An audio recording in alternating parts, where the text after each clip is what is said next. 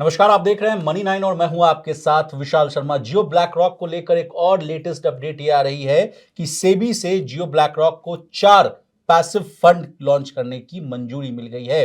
अब क्या है इनके नाम, इसको तफसील से विस्तार से आसान भाषा में समझने की कोशिश करेंगे। इसके पहले भी हम लोगों ने डिस्कस किया था कि 3 जो डेट फंड्स जो लॉन्च किए गए थे उसको बहुत ही अच्छा रिस्पॉन्स मिला था। 17,000 करोड़ के आसपास की उसमें जो है रकम आती हुई दिख रही थी। अब ये जो 4 नए म्यूचुअल फंड्स की जो स्कीम्स हैं ये क्या हैं, इसको भी समझने की कोशिश करेंगे। चर्चा में शामिल होने के लिए हमारे साथ मौजूद है हमारे सहयोगी और वरिष्ठ आर्थिक पत्रकार Praveen Sharma. Sir over to you, good morning. और आज की सबसे बड़ी खबर यही है सर, जियो ब्लैक रॉक से रिलेटेड क्या है सर ताजा अपडेट, प्लीज बताएं। बिल्कुल, देखिए सेबी से 4 नए फंड्स को मंजूरी मिल गई है। 3 इक्विटी ओरिएंटेड इंडेक्स फंड हैं और एक डेट फंड है जो कि इंडेक्स बेस्ड है।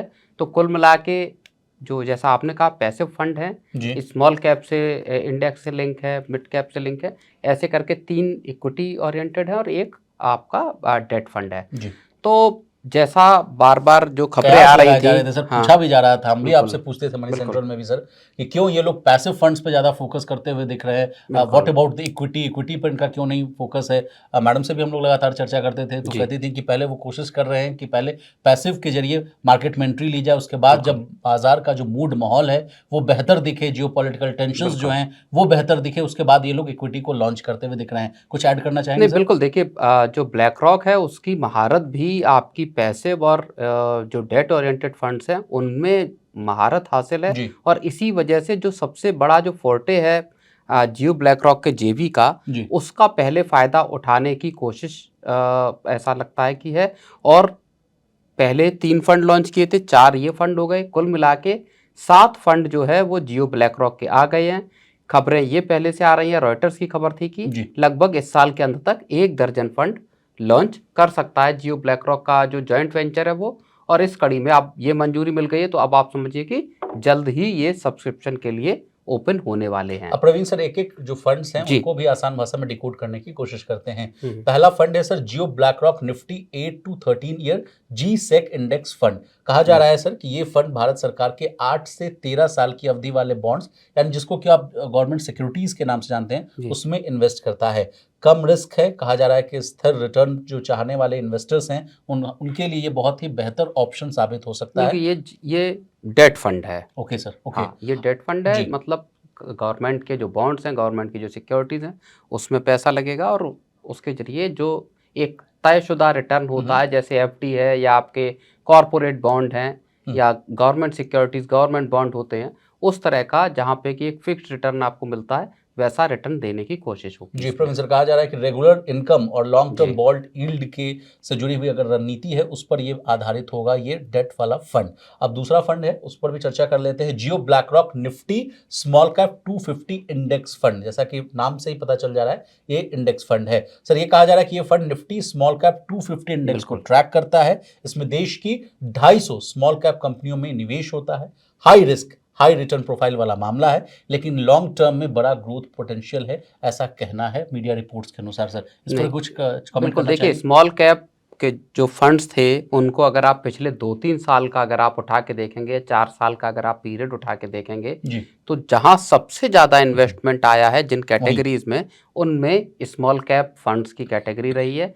ये उसमें इंडेक्स को ट्रैक करेगा, जो निफ्टी 250 का जो फंड है, जो इंडेक्स है small cap 250 index, small cap, हाँ, उसको ये ट्रैक करेगा और वहां तकरीबन उसी के विज़ रिटर्न भी यहाँ पे दिखाई देंगे। जी सर। थर्ड फंड है sir Jio BlackRock Nifty next 50 index fund.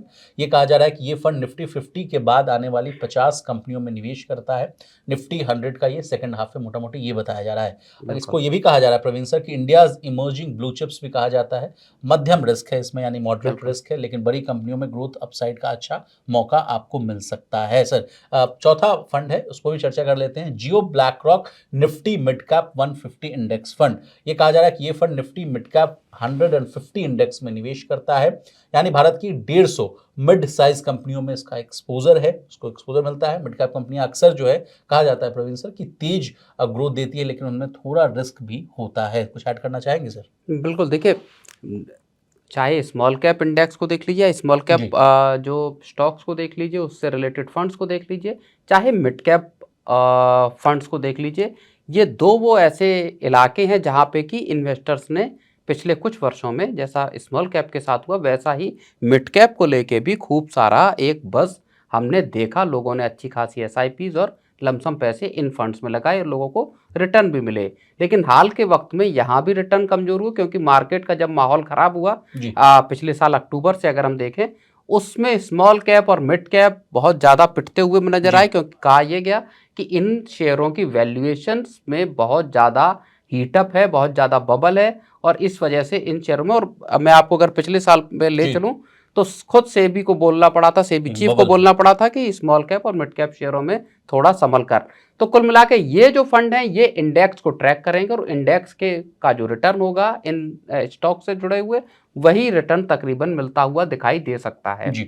अब मेरा एक लास्ट सवाल है सर, जो जिस तरह से जो कंपनी ने 3 डेट म्यूचुअल फंड को लॉन्च किया था, उसको अच्छा रिस्पांस मिला था, 17,800 करोड़ रुपए जुटाए भी गए थे। मेरा आपसे सवाल है कि सर इन चारों फंडों को भी ऐसा ही रिस्पांस मिलता हुआ दिखेगा? क्योंकि उस समय जब कहा जा रहा था कि न्यू फंड ऑफर को 67,000 करोड़ से अधिक जो है रिटेल निवेशकों ने सब्सक्राइब किया था, तो यानी बिल्कुल। बहुत बुलिश है लोग जो है जियो ब्लैक रॉक को लेकर। नहीं देखिए, एक तो बड़ी चीज़ ये है कि डायरेक्ट ओनली फंड है ये, यानी इनमें किसी तरह का आपका डिस्ट्रीब्यूटर या वो इन्वॉल्व नहीं, सीधा कस्टमर उसको खरीद सकता है, और जिसको लेके हम पहले भी बात कर जी। चुके हैं कि कॉस्टिंग को कम करने में एक बहुत ये सहायक बड़ा है। गेम चेंजर साबित हो सकते हैं ये फंड। एक बात ये है।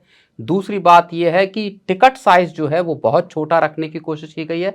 500 रुपए का एसआईपी कर सकते हैं, और 1 रुपए का फिर उसके आगे का इन्वेस्टमेंट हो सकता है। इसी तरह का लमसम इन्वेस्टमेंट भी इन फंड्स में 500 रुपए का है, यानी गांव देहात छोटा कोई भी कामकाज करने वाला शख्स भी इन फंड्स में पैसा लगा सकता है। और तीसरी चीज जो बड़ी वो है कि वो डिजिटल जो पूरा अल्लाह दीन और पूरा जो डिजिटली प्लेटफॉर्म जियो को प्लेटफॉर्म्स जिस का तरह को इस्तेमाल। लेके आने की और ज़्यादा हाईटेक और बेहतर सर्विस देने की एक जो कोशिश है, उसका भी फायदा यहाँ मिलता हुआ दिखाई अब दे सकता है। पेनिट्रेशन की विशाल भी बात कर लेते हैं प्रवीण सर, आप चूंकि हमारे साथ बैठे हुए हैं। जी। कहा जा रहा है कि 45.7 करोड़ के आसपास जो है रिलायंस जियो के पास जो है कस्टमर्स हैं, बिल्कुल उनका इस्तेमाल किया जा सकता है और जो रीच है उसको बढ़ाया जा सकता है। इस समय बिल्कुल जो है 140 करोड़ की आबादी है सर, और कहा जा रहा है कि मात्र 20 करोड़ के आसपास ही जो है अकाउंट्स हैं, डीमैट खाते डीमैट हैं। खाते हैं सर। तो इस हिसाब से बहुत ज़्यादा जो है उम्मीद है, संभावनाएं हैं। नहीं बिल्कुल, देखिए अभी अभी जून का ही जो डेटा आया था एमफी का, सर 74 लाख करोड़ रुपए पे पहुंचा है एयूएम आपका